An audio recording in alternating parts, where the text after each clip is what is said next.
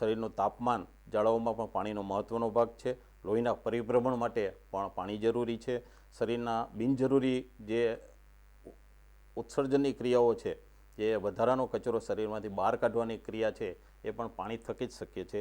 શરીરની દરેક પ્રકારની ચયાપચયની ક્રિયા અને આયન બેલેન્સ જેને કહેવાય નેગેટિવ પોઝિટિવ, એ પણ પાણીથી જ થાય છે. અને પ્રાણીનું વજન ટકાવી રાખવા માટે અથવા તો દૂધ ઉત્પાદન વધારવા માટે એ પાણીની ખૂબ જ જરૂર પડે છે. આ ઉપરાંત પ્રજનન શક્તિ, જે બચ્ચા જન્મ છે, ગર્ભાવસ્થા છે, દરેક અવસ્થામાં પાણીની જરૂર પડે છે. ખૂબ જ સરસ સાહેબ, તમે આ જે જવાબ આપ્યો એના પરથી મને બીજો એક ક્વેશ્ચન પૂછવાનું મન થાય કે દૂધાળા પશુઓને દૈનિક કેટલા પ્રમાણમાં અને કેટલી વાર પાણી આપવું જોઈએ? આમ તો દૂધાળા પશુને પોતાની મરજી મુજબ કે ઈચ્છા મુજબ જ્યારે ઈચ્છા થાય ત્યારે પાણી મેળવી શકે એવી વ્યવસ્થા આપણે કરવી જોઈએ. ખાસ કરીને દેશી ગાય કરતાં સંકર ગાય છે, એમને આપણા દેશનું જે વાતાવરણ ઓછું અનુકૂળ હોવાને કારણે એને વધારે પાણીની જરૂર પડે છે. ભેંસને પણ પોતાના શરીરના વજન અને શરીર રચનાના કારણે વધારે પાણીની જરૂર પડે છે. દૂધાળા પશુઓને ખાસ કરીને પોતાનું જીવન ટકાવી રાખવા માટે દૈનિક 30થી 40 લીટર પાણી જોઈએ. અને પોતાનું દૂધ ઉત્પાદન જો જાળવતી હોય તો 1 લીટર દીઠ 3થી 4 લીટર વધારે પાણી જોઈએ. આમ ગણીએ તો પોતાના જીવન ટકાવી રાખવા માટે 30થી 40 લીટર અને 10 લીટર જો દૈનિક દૂધ ઉત્પાદન હોય તો 30થી 40 લીટર વધારાનો, આમ 70થી 80 લીટર પાણીનો જથ્થો રોજિંદો જોઈએ. પાણીની દૈનિક જરૂરિયાત ઋતુ પ્રમાણે, ધારો કે ચોમાસું હોય કે શિયાળો હોય તો ઓછું પાણી જોઈએ, ઉનાળામાં પાણીની જરૂરિયાત છે એ વધુ જોઈએ. એવી રીતે લીલોચારો મળતો હોય તો પાણી ઓછું જોઈએ, સૂકોચારો મળતો હોય તો હંમેશા પાણીની જરૂરિયાત વધી જાય છે. દૂધ ઉત્પાદન જેમ અગાઉ આપણે ચર્ચા કરી એ પ્રમાણે જેમ દૂધ વધારે એમ પાણીની જરૂરિયાત પણ વધારે.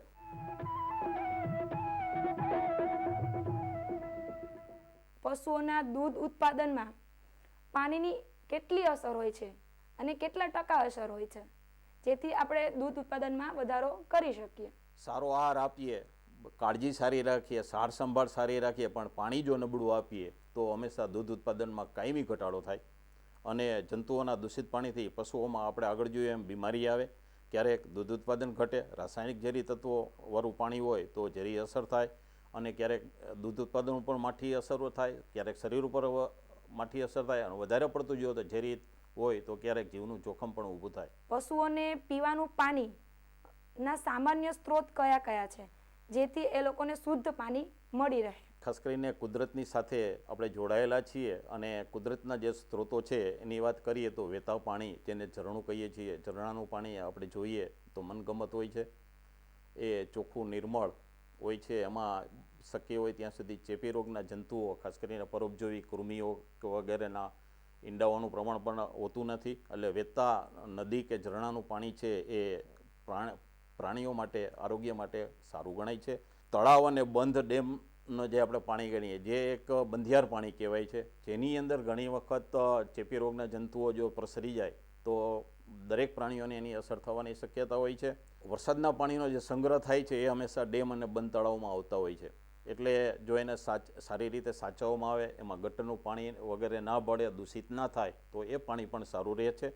જ્યારે ભૂતળના પાણીની આપણે વાત કરીએ, જે બોર વાટે કે કૂવા વાટે આપણે મેળવીએ છીએ, ખાસ કરીને કુદરતી સ્ત્રોતની એક આપણી પાસે સરસ સ્લાઇડ છે, એમાં જોઈએ તો કુદરતી વરસાદ છે એ કેવી રીતે બને કે દરિયાનું પાણી, નદી નાળા અને ઝરણાના પાણી, વનસ્પતિનું બાષ્પીભવન વગેરેના કારણે વાદળું બંધાય. વાદળું છે એ વરસાદ વાટે, સ્નોફોલ એટલે કે બરફની વર્ષા થાય, ક્યારેક કરાવો પડે, તો આ બધા પાણીના સ્ત્રોત કુદરતી રીતે નીચે આવે.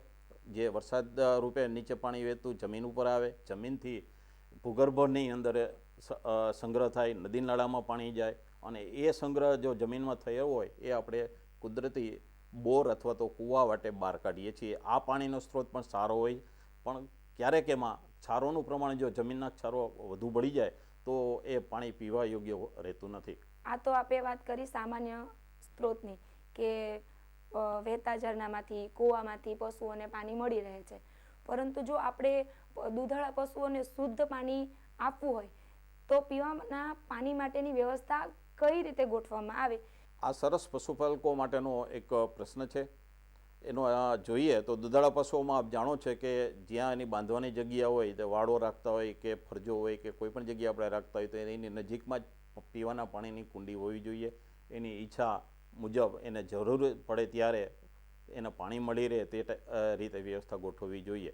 એ કુંડીની ઊંચાઈ પણ એટલી જ હોવી જોઈએ કે પશુઓને પાણી સહેલાઈથી મળી શકે. અને શક્ય હોય તો એના ઉપર ઝાડનો છાંયો હોય, ઝાડનો છાંયો ના હોય તો આપણે બાંધકામ કરી અને છાંયડાની વ્યવસ્થા કુંડી ઉપર રાખવી જોઈએ, જેથી એનું તાપમાન છે એ જળવાઈ રહે અને સૂર્યના સીધા તાપમાનથી એ પાણી ગરમ ના થાય. સૂર્યનું સીધું તાપમાન નહીં મળે તો એના કારણે એમાં શેવાળ પણ નહીં થાય અને સામે જો એને ચૂનાથી કે આપણે ધોળી અને વ્યવસ્થિત રાખીએ તો એમાં જંતુઓનો ઉપદ્રવ પણ ના થાય. નિયમિત પાણી બદલતું રહેવું જોઈએ. ઉપરાંત આસપાસની અંદર કાદવ કીચડ ના થાય એ ખાસ કાળજી રાખવી જોઈએ. કાદવ કીચડના કારણે પરજીવી જંતુઓનો ઉપદ્રવ વધવાથી કૃમિના રોગો પશુઓમાં આવવાની શક્યતા હોય છે. આ ઉપરાંત ખાસ કરીને વધુ પડતી જે પશુઓ રાખે છે દુધાળા, ખાસ કરીને ગૌશાળાઓ છે કે ત્યાં 100-200 ગાયો રહેતી હોય તો એમના માટે અલગ પીવાના પાણી માટે હવાડાઓની વ્યવસ્થા હોવી જોઈએ. એ જ પણ આપણે આગળ ચર્ચા કરી એ પ્રમાણે નિયમિત પાણી બદલતું રહેવું જોઈએ. ઉપરથી છાંયડા કરી અને ઢાંકેલા હોવા જોઈએ. શક્ય હોય તો ઝાડ નીચે હોવું જોઈએ અને તાજું પાણી પશુને મળે એ રીતે વ્યવસ્થા ગોઠવવી જોઈએ. આજે આપણો આ વૈજ્ઞાનિક યુગ છે તો પશુઓ માટે પણ પાણી પીવાની વ્યવસ્થા માટે વૈજ્ઞાનિકોએ ગડમથલ કરી અને એક સરસ સ્વનિયંત્રિત પીવાના પાણીના વાસણની શોધ કરેલી છે, જે આપણે બાજુના ચિત્રમાં જોઈએ તેમાં બતાવવામાં આવેલું છે. એમાં પાણી છે પશુને જ્યારે ઈચ્છા થાય ત્યારે અને જોઈએ એટલા જથ્થામાં જ બહાર આવે છે. એનું તાપમાન પણ કુદરતી બંધ જગ્યાએ પાણીનો સંગ્રહ હોય એટલે જળવાઈ રહે છે અને એમાં શેવાળ થવાની શક્યતા જ નથી, કારણ કે જરૂર હોય ત્યારે જ પાણી બહાર આવે છે. આમ સ્વનિયંત્રિત પાણીનું જે વાસણ છે એ ઘણું ઉપયોગી છે. નરમ પાણી અને સખત પાણી શું છે?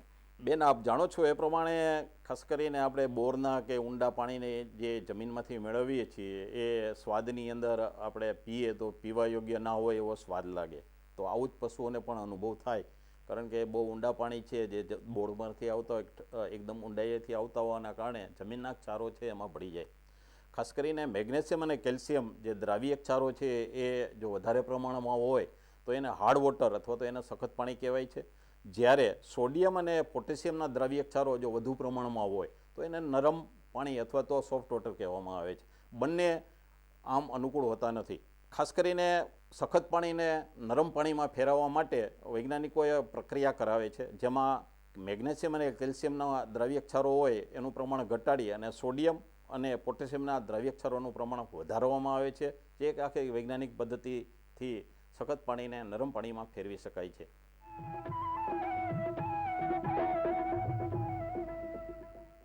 ડૉક્ટર સાહેબ, એમ કહેવામાં આવે છે કે પાણીમાં અમુક ટકા TDS હોય છે કે અમુક પ્રમાણમાં TDS હોય છે. તો આ TDS એટલે શું? અને દૂધાળા પશુઓના પીવાના પાણીમાં કેટલા પ્રમાણમાં TDS હોવું આવશ્યક છે, એટલે કે હોવું જોઈએ? સરસ, એક વૈજ્ઞાનિક મુદ્દાને ધ્યાનમાં રાખીને પૂછવામાં આવેલો પ્રશ્ન છે. પાણીમાં TDS એટલે કે કુલ દ્રાવ્ય પદાર્થ હોય એને TDS કહેવામાં આવે. પાણીમાં અકાર્બનિક સોલ્ટ અને થોડા પ્રમાણમાં કાર્બનિક દ્રવ્યોનું જે મિશ્રણ હોય છે એને TDS કહેવામાં આવે છે. અને આ ઇલેક્ટ્રોકન્ડક્ટિવિટી આપણે જોયા છે TDS મીટર, એના મારફતે માપી શકાય છે. અને વિશ્વ આરોગ્ય સંસ્થાએ ખાસ કરીને TDSના આધારે પાણીનું વર્ગીકરણ બતાવેલું છે. એમાં સારું પાણી છે એ લગભગ 300 મિલીગ્રામથી 1